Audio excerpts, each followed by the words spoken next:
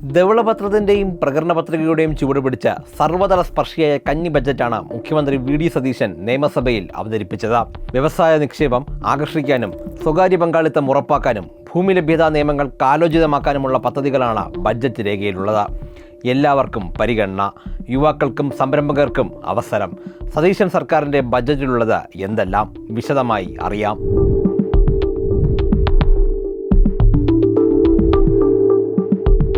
മുൻ മുഖ്യമന്ത്രി ഉമ്മൻചാണ്ടിയുടെ പേരിലുള്ള ആരോഗ്യ ഇൻഷുറൻസ് പദ്ധതിയിൽ ഓരോ കുടുംബത്തിനും 25 ലക്ഷത്തിൻ്റെ പരിരക്ഷ ലഭിക്കും. ഇതിൻ്റെ പ്രാരംഭ ചെലവുകൾക്കായി 10 കോടി രൂപ വകയിരുത്തി. KSRTCയിൽ സ്ത്രീകളുടെ സൗജന്യ യാത്രാ പദ്ധതിയായ പ്രിയദർശിനിക്കായി 600 കോടി രൂപ വകയിരുത്തിയിട്ടുണ്ട്. സർക്കാർ ജീവനക്കാർക്കുള്ള DA, DR ആനുകൂല്യം മുടക്കമില്ലാതെ നൽകുമെന്ന് പറഞ്ഞിട്ടുണ്ടെങ്കിലും ശമ്പള പരിഷ്കാര കമ്മീഷനെ കുറിച്ച് പരാമർശമില്ല. മെഡിസെപ്പ് സമഗ്രമായി പരിഷ്കരിക്കുമെന്നും മുഖ്യമന്ത്രി ബജറ്റ് പ്രസംഗത്തിൽ പറഞ്ഞു. 1.69 ലക്ഷം കോടി റവന്യൂ വരവും 2.05 കോടി റവന്യൂ ചെലവും 35,355 കോടി റവന്യൂ കമ്മിയും പ്രതീക്ഷിക്കുന്ന ബജറ്റാണ് അവതരിപ്പിച്ചത്. കടലിൽ നിന്ന് വിസ്മയം ഉറപ്പിക്കാനുള്ള മിഷൻ സമുദ്രയും ഇലക്ട്രിക് വാഹന ഉപഭോക്താക്കൾക്കുള്ള നികുതി കുറവുമാണ് പ്രധാന ഘടകങ്ങൾ. 10 ലക്ഷം വരെയുള്ള വാഹനങ്ങളുടെ നികുതി 5% നിന്ന് 3%, 15 മുതൽ 20 ലക്ഷം വരെയുള്ള ഇലക്ട്രിക് വാഹനങ്ങളുടെ നികുതി 8 നിന്ന് 5% കുറച്ചു. 40 ലക്ഷത്തിന് മുകളിൽ ഉള്ള ഇലക്ട്രിക് വാഹനങ്ങളുടെ നികുതി 10 നിന്ന് 15 ഉയർത്തി. ഫ്ളാറ്റുകൾക്കും അപ്പാർട്ട്മെൻറ്റുകൾക്കും അനുവദിച്ചിട്ടുള്ള 4% മുദ്രവില നിരക്ക് വില്ലകൾക്കും ബാധകമാക്കി.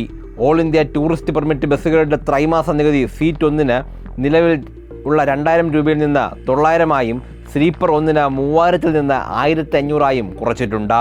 2026 മാർച്ച് 31 വരെ ആകെ 87,012 കോടി രൂപയാണ് ബാധ്യതയായി സർക്കാരിന് നൽകേണ്ടി വരുന്നതെന്ന് മുൻ സർക്കാരിനെ പരോക്ഷമായി കുറ്റപ്പെടുത്തി മുഖ്യമന്ത്രി ബജറ്റ് പ്രസംഗത്തിൽ വ്യക്തമാക്കി. കേരളത്തെ പോർട്ട് സിറ്റിയായി വിഭാവനം ചെയ്ത് റോഡ്, സമുദ്രം, റെയിൽ, ഉൾനാടൻ ജലപാതകൾ, നിർമ്മാണ മേഖലകൾ, ഗ്രീൻഫീൽഡ് സിറ്റി എന്നിവയെല്ലാം ബന്ധിപ്പിച്ചുള്ള മാരിടൈം സമ്പദ് വ്യവസ്ഥയായി കേരളത്തെ മാറ്റാനാണ് മിഷൻ സമുദ്ര ലക്ഷ്യമിടുന്നത്. ഇതിനായി 400 കോടി രൂപയാണ് വകയിരുത്തിയിരിക്കുന്നത്. തിരുവനന്തപുരം, കൊല്ലം, ആലപ്പുഴ ജില്ലകളെ ഏകീകൃത സാമ്പത്തിക മേഖലയായി സംയോജിപ്പിക്കുന്ന സതേൺ കേരള ഇക്കണോമിക് കോറിഡോറും rare earth and critical mineral കോറിഡോറും സുപ്രധാന പ്രഖ്യാപനങ്ങളാണ്.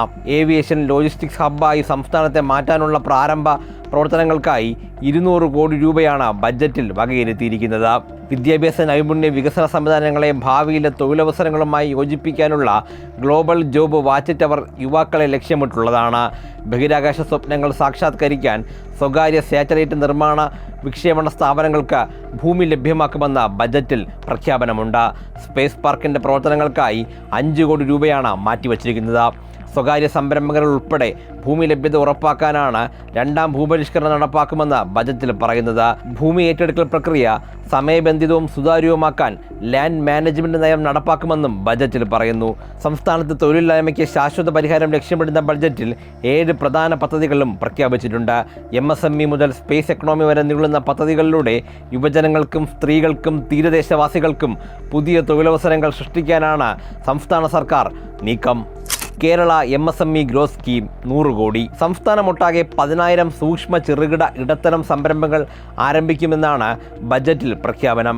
നവീകരണവും പ്രാദേശിക വികസനവും കേന്ദ്രമാക്കിയുള്ള സമഗ്ര സഹായ പദ്ധതിക്ക് 100 കോടി രൂപ വകയിരുത്തി.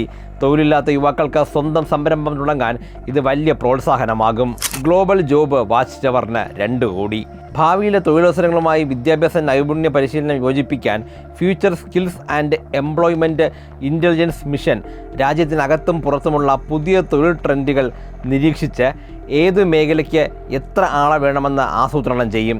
ഇതിന് 2 കോടി രൂപയാണ് പ്രാരംഭ പ്രവർത്തനങ്ങൾക്കായി മാറ്റിവച്ചിരിക്കുന്നത്. സ്പേസ് എക്കണോമിക്ക് 5 കോടി. ബഹിരാകാശ മേഖലയിലെ സ്വകാര്യ സ്റ്റാർട്ടപ്പുകൾ വഴി യുവ എഞ്ചിനീയർമാർക്ക് തൊഴിൽ നൽകുന്ന പദ്ധതിയാണിത്. സാറ്റലൈറ്റ്, റോക്കറ്റ് നിർമ്മാണം മുതൽ ഡാറ്റ അനലിറ്റിക്സ് വരെയുള്ള മേഖലകളിൽ കേരളത്തിൽ തന്നെ അവസരമൊരുക്കാനാണ് ലക്ഷ്യം. പദ്ധതിക്ക് 5 കോടി രൂപ. Care given scheme. വിട്ടുമാറാത്ത രോഗമുള്ളവരെയും പ്രായമായവരെയും പരിചരിക്കാൻ രാജ്യാന്തര നിലവാരമുള്ള സർട്ടിഫിക്കറ്റ് കോഴ്സുകൾ നൽകുന്ന പദ്ധതിയാണിത്. പരിചരണം ആവശ്യമുള്ളവർക്ക് സേവനവും ലഭിക്കും. തൊഴിൽ രഹിതരായ യുവജനങ്ങൾക്ക് മാന്യമായ ജോലിയും ഉറപ്പാകും. ഇൻക്യുബേഷൻ സെൻറ്ററിന് 10 കോടി. പുതുതലമുറ സംരംഭകർക്ക് ആശയത്തെ ബിസിനസ്സാക്കി മാറ്റാൻ മാനേജ്മെൻറ്റ് പരിശീലനം നൽകുന്ന പദ്ധതിയാണിത്. ഓഫീസ് സൗകര്യം, പ്രാഥമിക മൂലധനം എന്നിവ ഒരുക്കും. സ്റ്റാർട്ടപ്പ് ആവാസവ്യവസ്ഥ ശക്തിപ്പെടുത്താൻ 10 കോടി രൂപയാണ് വകയിരുത്തിയിരിക്കുന്നത്. മിഷൻ സമുദ്ര. കേരളത്തെ മാരിടൈം സമ്പദ്വ്യവസ്ഥയിലേക്ക് മാറ്റുന്ന പദ്ധതി. തുറമുഖം, കപ്പൽ നിർമ്മാണം, ലോജിസ്റ്റിക്സ് മേഖലകളിൽ സൃഷ്ടിക്കപ്പെടുന്ന തൊഴിലുകളിൽ തീരപ്രദേശത്തെ സാധാരണക്കാർക്ക് സംവരണം നൽകും.